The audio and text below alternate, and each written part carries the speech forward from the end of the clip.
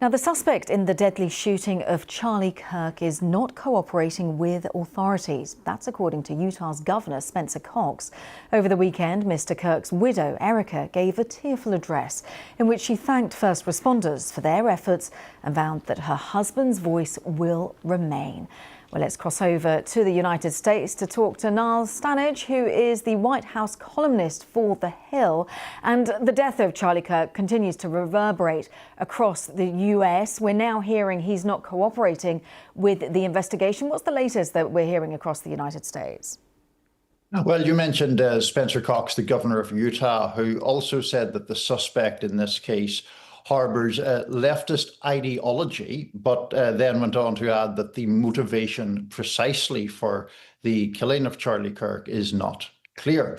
So that's where things stand in terms of the investigation. Of course, the suspect will be entitled to his day in court and to try to rebut any charges.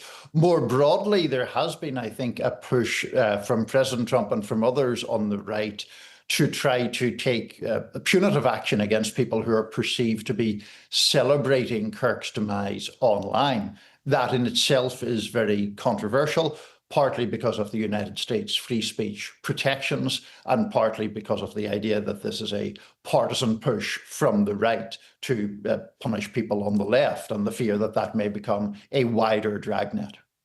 And when it comes to, we obviously saw his widow Erica give a really tearful, understandably, expression of just her sadness about the tragedy that happened, but she has vowed to continue his work. Is that something that we will increasingly potentially make that discourse across the United States, which is already so divided? Will that amplify that, or are we hearing that both sides of the divide want to kind of bring about a more peaceful discourse if possible?